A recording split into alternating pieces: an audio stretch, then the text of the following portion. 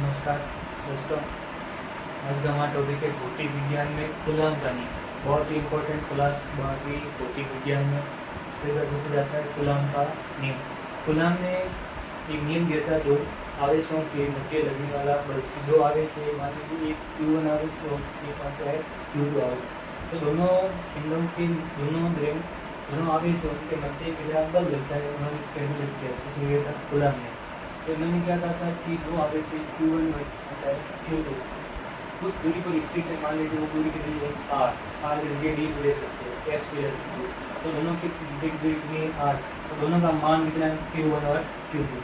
फिर देखो उन्होंने क्या कहा, पहला पॉइंट इन्होंने कहा कि दो स्थिर जो आवेश के समय स्थिर होते हैं, गतिशील नहीं, इसका बोलते हैं स्थिर, मतलब स्थिर गति।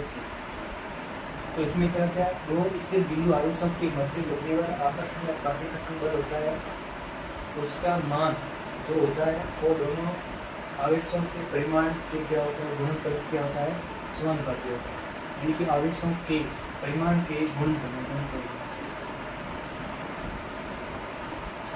क्या होता है, समानुपाती। यानी कि जो इनके मध्य लगेगा बल है वो क्या होगा, इन दोनों के परिमाण यानी कि मेरा मान होता है, तो क्या होता है, इसका मान कितना है Q1, इसका कितना है Q2, गुणन क्या होगा गुणनफल, यानी कि Q1 Q2 इसका क्या गुणनफल क्या होगा, समानुपाती।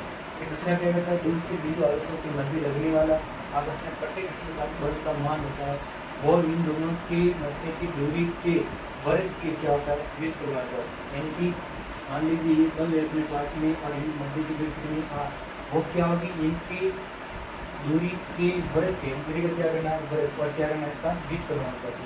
इसको समीकरण नंबर दीजिए 1, इसको समीकरण नंबर दीजिए 2। तो देखिए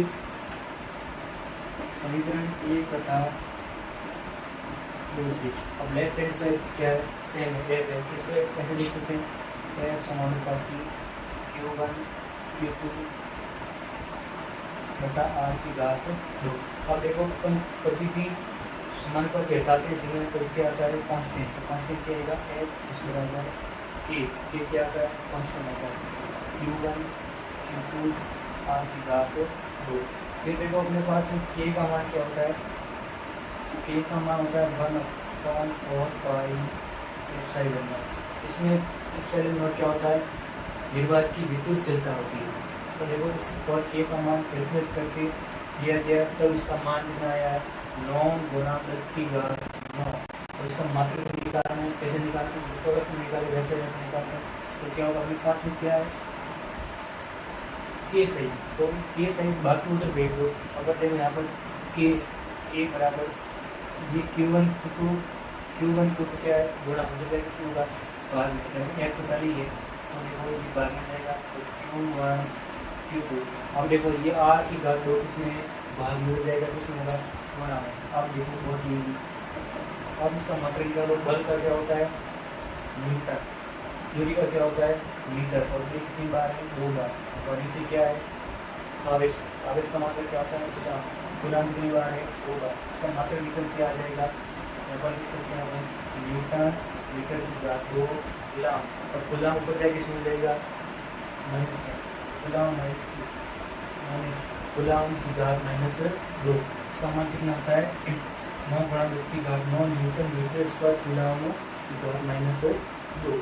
इससे क्या होता है मात्रक रीडिंग फंक्शन कूलॉम ने क्या कहा था कि दो बिंदु स्थिर बिंदु आवेश जैसे वैसे स्थिर गतिशील में दोनों स्थिर बिंदु आवेश उनका मान Q1 और Q2 उनके मध्य दूरी r।